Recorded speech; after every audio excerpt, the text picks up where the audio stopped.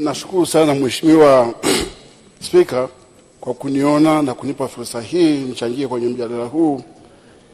Lakini nianze kwanza kabisa kwa kumpongeza Mheshimiwa Rais wetu Samia Suluhu Hassan kwa jinsi ambavyo ameanza kazi yake vizuri, amerejesha amani na matumaini mapya kwa watu wengi.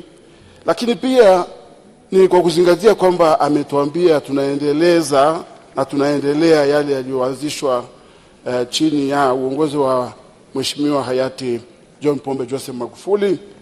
Lakini tunaamini pia kwamba kwa jinsi ambavyo tunamfahamu Mheshimiwa Samia Suluhu Hassan ataongeza hata ile kasi ambayo tunaipokea.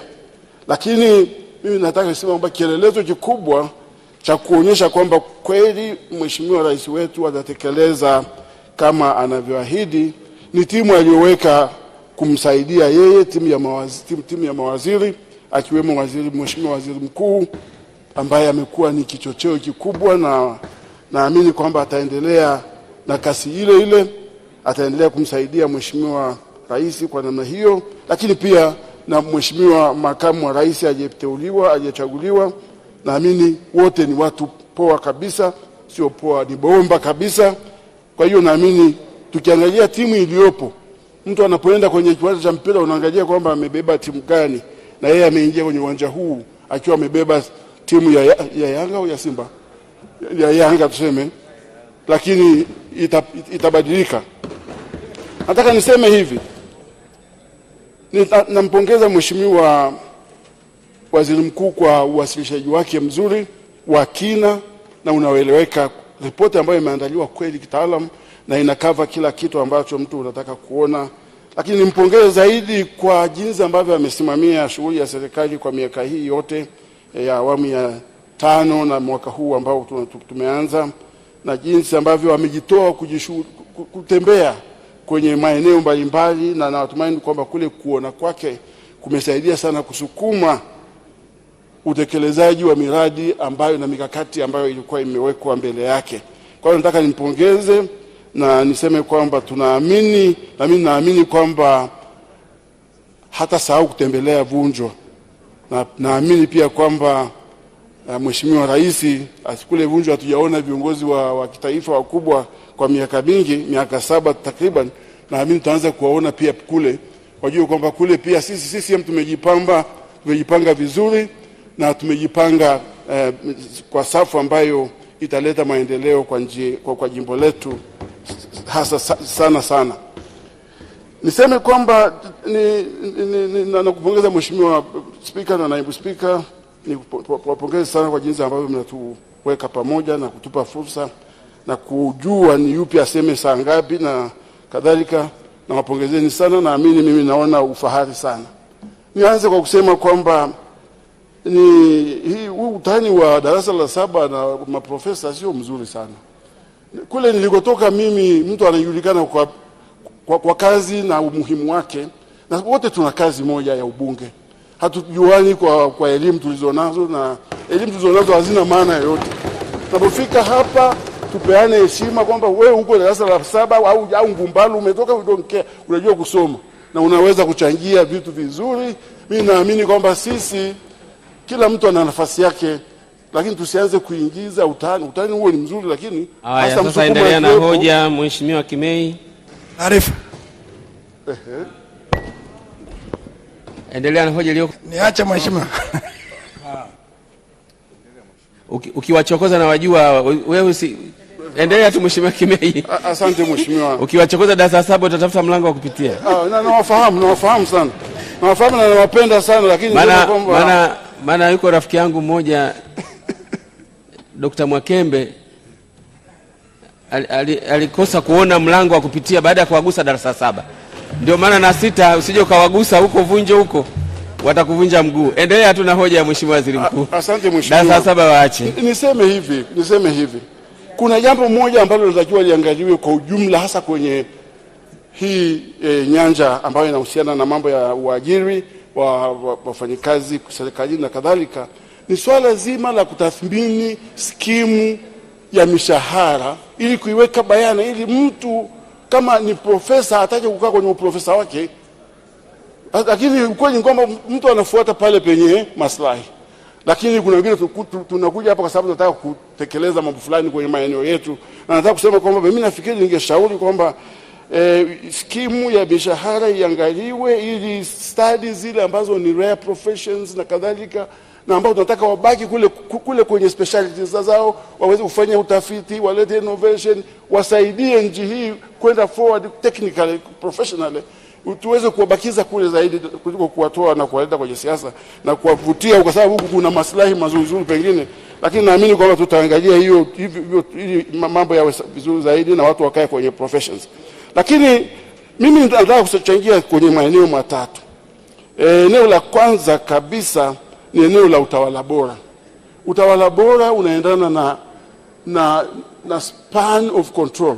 Sasa inakuwa kwamba kuna halmashauri nyingine ambazo ni kubwa sana, sio kubwa sana kwa maeneo, lakini kwa wingi wa watu. Sasa kama halmashauri ni kubwa sana, zaidi ya watu 300,000, inakuwa ni ngumu sana kusema kweli halmashauri ile kutenda kwa kuwafikia watu ambao tunataka tuwafikie kwa karibu, tuwapelekee elimu ya uwezeshaji na tuwasaidie kwa kuwaonyesha kwa vitendo. Lazima halmashauri hizi ziangaliwe ili kama zinaweza zikapangwa vinginevyo zipangwe. Na mimi namshukuru Mheshimiwa Rais hayati wetu mpendwa wetu JPM alipokuja kwetu alisema kwa mfano tuwe na halmashauri ya himo, alikubaliana na hilo, na naamini na ndio sababu naunga mkono mambo mengi na kusema Mungu atujalie na Mheshimiwa Rais wetu mpya Mheshimiwa Samia Suluhu Hassan aweze kukubali pia tuende na halmashauri yetu ya Vunjo. Pili, nataka nizungumzie swala la ukimwi, la hii kamati ya ukimwi, kudhibiti ukimwi. Mimi naomba hii iongeze kidogo. Sasa hivi kuna kwa mfano hata ile gonjwa la COVID. Na ningeomba tuwe pia hii kamati iingize masuala hayo kwenye mchakato wake ili tuweze kujua tunakoendelea huko mbele na tuweze kudhibiti sio tu ukimwi, kwa sababu ukimwi naamini tumeshaanza kucontain, na mtu ambaye kweli anajipeleka ovyo ovyo natumaini ni watu wengine ambao sio sawa sawa, lakini kweli ukimwi kwenye rate ya 3% to 5% sio mbaya, at least tunaweza tukadhibiti.